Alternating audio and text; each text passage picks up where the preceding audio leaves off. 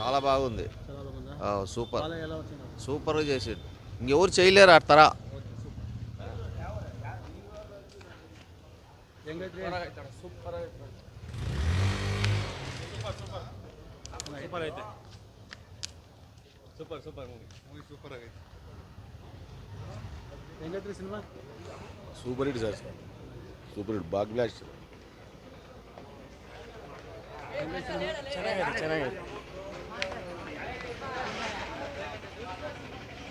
ಚೆನ್ನಾಗಿದೆ ಮೂವಿ. ಹಾಂ ಚೆನ್ನಾಗಿದೆ.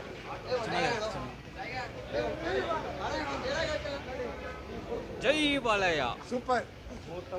ಹೇಗಿದೆ ಸಿನಿಮಾ? ಹೇಗಿದೆ?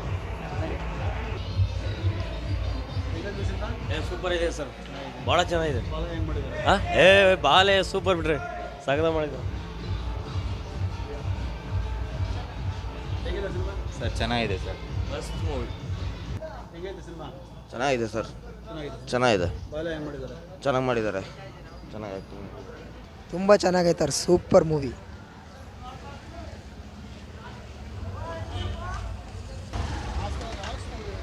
Silver blockbuster, super hit, super blockbuster. Super ಐತಿ block buster.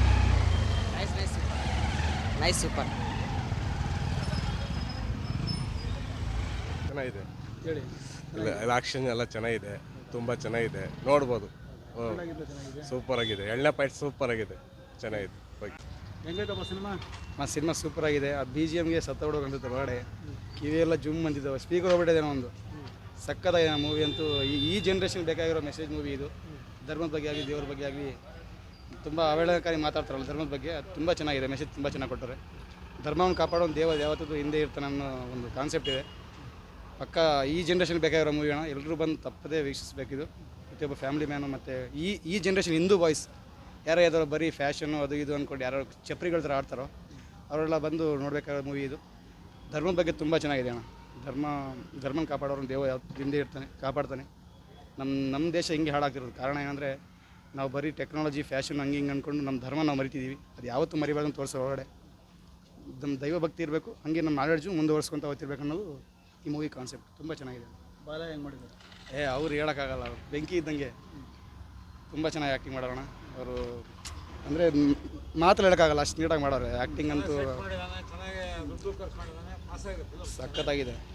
B G M ಅಂತೂ ಅದು ನಿಜ ಹೇಳೋಕ್ಕಾಗಲ್ಲ ಬಾಯಿಗೆ. ಅದು ಶಿವ ಬರ್ತಾನೆ 2 ಸಲ, ಅವಾಗಂತೂ ಕೂತ್ಕೊಳ್ಳೋಕ್ಕಾಗಲ್ಲ ಸೀಟಾಗಿ, ಹಂಗಿರುತ್ತೆ ಗೂಸ್ ಬಂಪ್ಸು. ಶಿವ ಬರ್ತಾನೆ 2-3 ಸಲ ಬರ್ತಾನೆ ಶಿವ.